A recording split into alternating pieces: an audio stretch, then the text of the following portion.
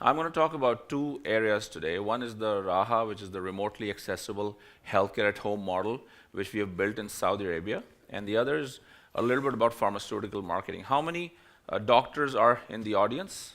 Any physicians? Okay, great. Pharmaceutical marketeers? Okay, more than doctors. Nurses, healthcare professionals, others? Okay, a few. Okay, so, and I've been told that, I don't have much time, so I'll try to be very quick, and I'll be speaking in English, so I understand that that can be a challenge. So this is always my first slide. Why do we exist? So whatever we do in healthcare is actually for the patient. It is not about technology. It is not about anything else other than the patient. This is my personal mission statement. And as you can see, it revolves around technology. And I request and urge each one of you to write your own mission statement in healthcare. We know who this is, but look at what he says.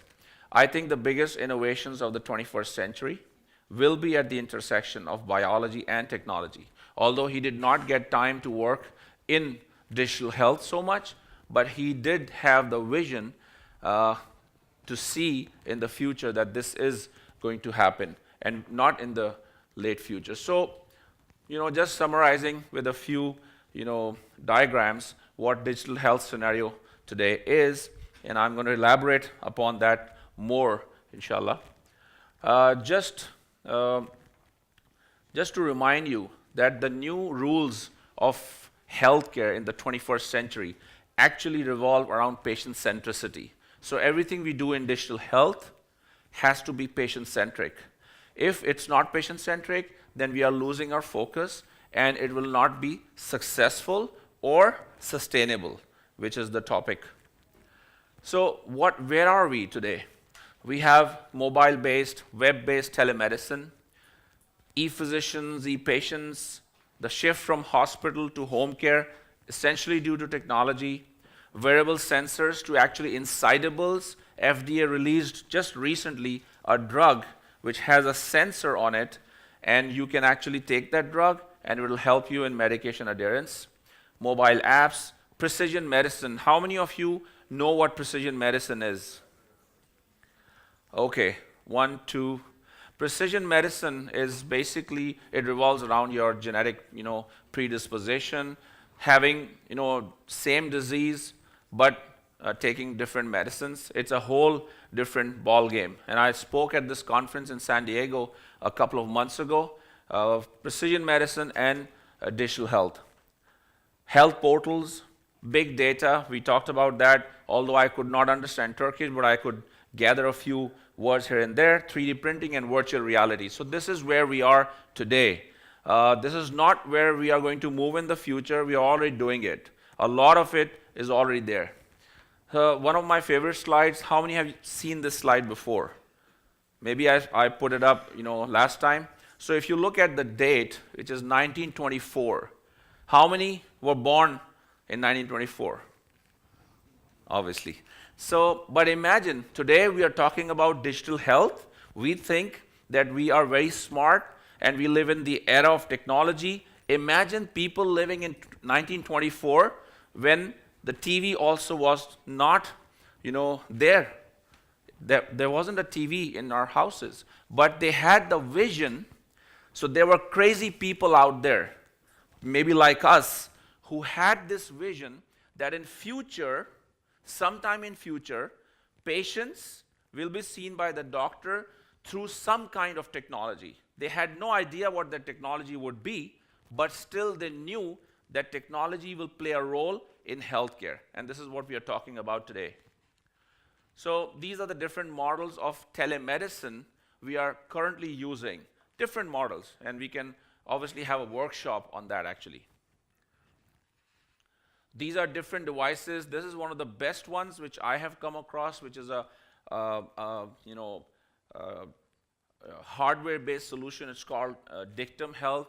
I'm also their key opinion leader because I have found it to be a very robust solution. But if you're looking for a cloud-based solution, that's an entirely different story. So I'm sorry this is not working well with me, but I'm trying. So this is where we are. all physicians are not, regular physicians anymore. Physicians are either Google physicians or e-physicians, whatever you can call them. This is Dr. Eric Topol in the US. He's a cardiologist, and he has not used a regular stethoscope in the last 3 years. He works in the US in a very regulated environment, but he has not, because he's using these devices. Dr. Shafi did the world's first virtual surgery in the UK, which was seen and witnessed by 60,000 people. So we are already here. We are already here. Patients, 75% of patients, before they go to the physician in the US, they have already been on the internet. So they know what treatments are there. They know what medicines, what diagnostic tests are out there for themselves and their family. So we have the 3D printing. I think we all are aware of the revolution which the 3D printing has brought. Look at this. We have devices which can actually capture pretty much all kinds of information from here to here. You just keep using your wild imagination, and there are devices, there are ways of capturing data from the patient live in real time, like this. And we are using this in our project. So today, how many of you use Uber? Pretty much everyone. Although I have not used it, but I know how it works. I tried it a couple of weeks back in Jordan when I was in a conference. Didn't work for me, but I know how it works. So today we are in the Uberization state of healthcare. Data, everything is aggregated. And this is the revolution which has taken place. So our model, which we built in Saudi Arabia, this is the world's first of its kind connected health model.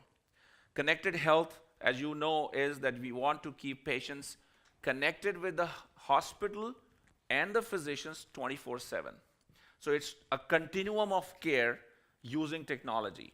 And it is not only for monitoring or treating, but educating, engaging, and empowering patients. And we are currently doing that at King Saud University, which is the largest university of Saudi Arabia. It's a very big project. As I said, it is the world's first of its kind.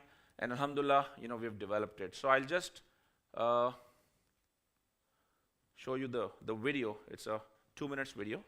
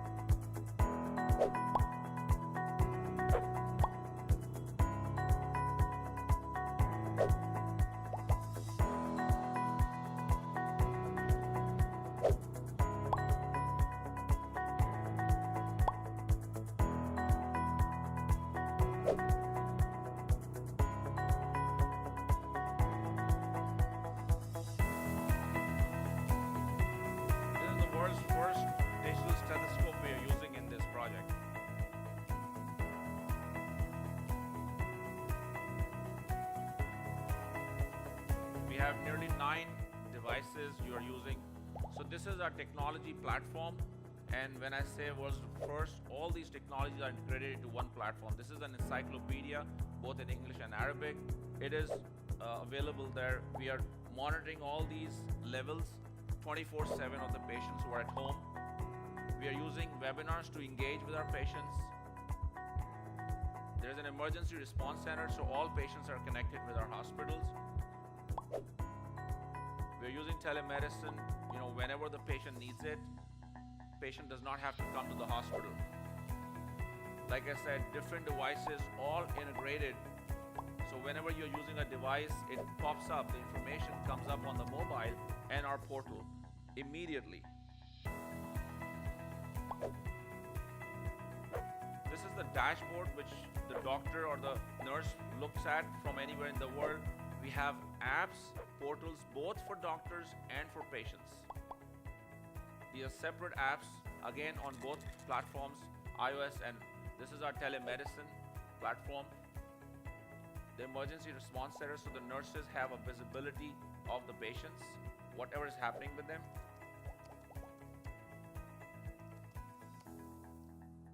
So Raha, remotely accessible healthcare at home, has become, as I said, the first of its kind, where we are monitoring, we are treating, we are engaging with patients. A recent example, the bariatric department, you know where bariatric surgery is for very obese patients. So they reached out to us and they said, we want to use Raha for our patients. And before Raha, they used to keep the patients 3 days in the hospital. As soon as the Raha program came in and they put their patients on Raha, they discharged the patients the same day and then keep the patients for 10 days on Raha. And we are monitoring those patients. So imagine the amount of money we are saving the hospital per day into 3 days into per patient. So we are not only helping patients, but we are saving money for the hospital as well. So as you saw, these are our strategies. And I can show you the app. I have my app with me, and I can monitor my patients right now, or the physician can do it from anywhere. I can do telemedicine from my mobile / my laptop. That's how connected we are. Like I said, this is the world's first totally digital stethoscope with a good sound. Yeah, I think we have gone through that, so I'll just skip. Okay, great. So we've seen all that.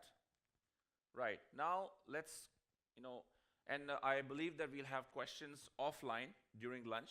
We don't have time for that. So now just, very briefly going through how digital has actually transformed, the pharmaceutical marketing as well. And today I wanted to not tell you that what we can do in future. I wanted to give you what we have already done and how we have utilized technology for us. So after the Raha project, now I will take you to another journey of how we are using technology for physician and patient engagement. And we are also getting the ROI, the return over investment and the return over engagement. So these are the challenges which you all face today. We want to add value in this space. And how do you add value? We want to make efficient, effective, and engaging relationships between physicians and patients. Now this slide, actually, this is the first time I have shown this slide in a conference. And if you look at this chart, you know that the pharmaceutical marketers started working in this space. So this is value addition, and this is innovation. And marketers would understand that the easiest thing to do is, if you allow me to say it, just bribe the doctor. You don't need to come up with any kind of marketing strategy.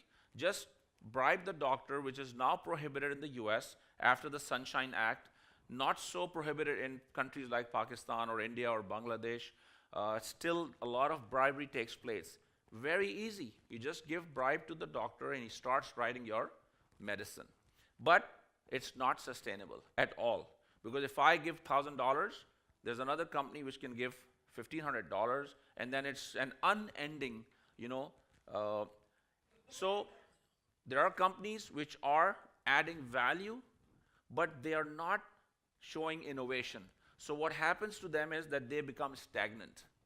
Although they are not in this volatile quadrant, but they are not innovating. So they will become stagnant, and other companies will actually bypass them. There are companies who are innovating in these areas. There are new ways of engaging physicians for personalized services. So they are getting ROI, but again, it's not sustainable. So the only sustainable quadrant is that you have to add value to the physician and the patient and the healthcare ecosystem, but you have to innovate as well, and it cannot be personalized. And that's where the paradigm shift takes place, and that's where sustainable physician engagement takes place. And you get ROI as well, and we have done it, we have shown it, and today I'm going to show you the case study. So this is the quadrant where you need to be, which is actually a patient-centric quadrant, as opposed to a physician-centric quadrant, which is all about the physician. And I told you that today, it's not about physicians anymore. So this is a case study of a pharmaceutical company. And as I said, some of you are from the industry. And this company actually embarked upon the journey of utilizing value additional services, no bribery, no personalized services, yet this is the fastest growing company in Pakistan with a growth rate of 33% pretty much every year, whereas the industry rate is 18%.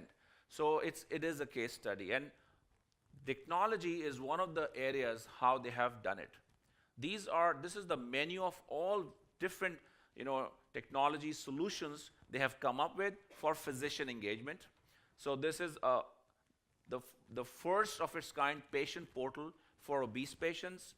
This is a webinar portal developed for physicians, and I'll show you how we are using it. This is one of the advertisements, early advertisements showing that 25,000 healthcare professionals have been reached through that.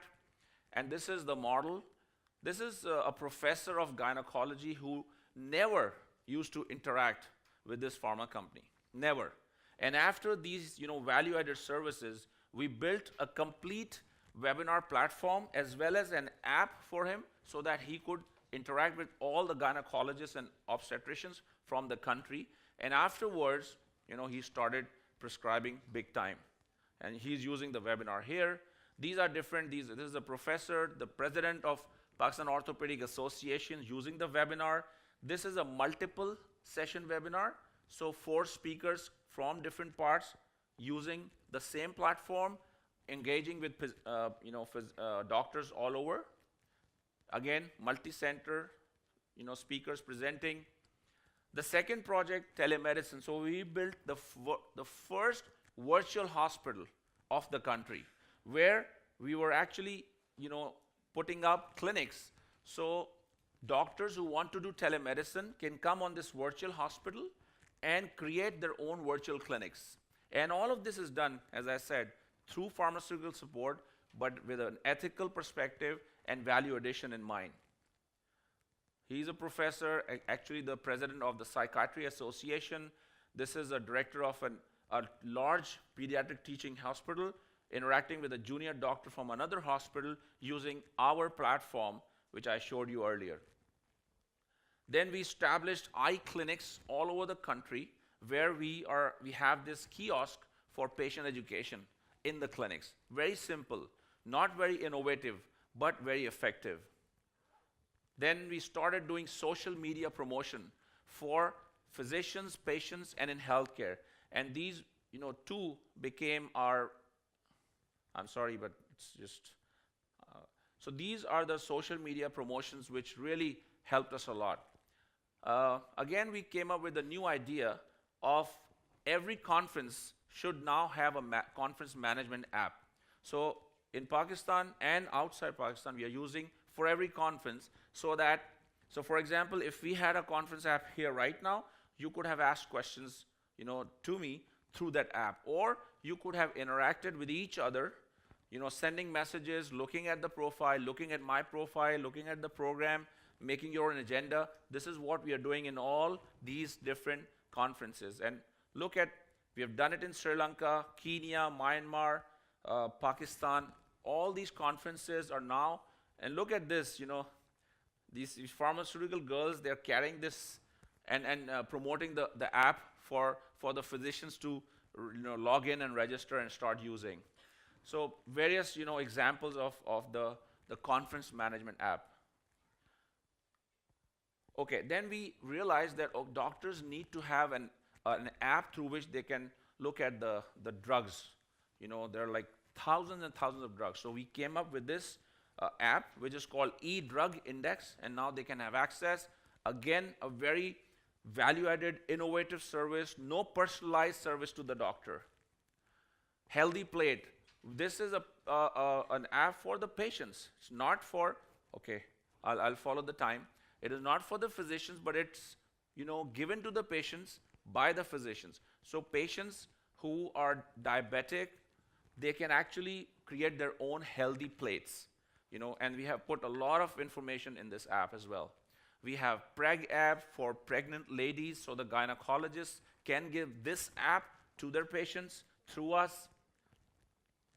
The last is that we realized that, okay, we have so many digital solutions. How do we educate and teach our physicians to use them? So we came up with another app which has all those projects within it. So this is kind of an e-detailing app. So we are e-detailing the physicians that these are the various projects you can be part of. This is the information, and we show them videos from the app. We send them PDFs or PowerPoints directly from the tablets or the mobile application. So with that, I will close. This is my information, and I would be happy to interact with each one of you at lunch and discuss options and answer questions. Thank you very much.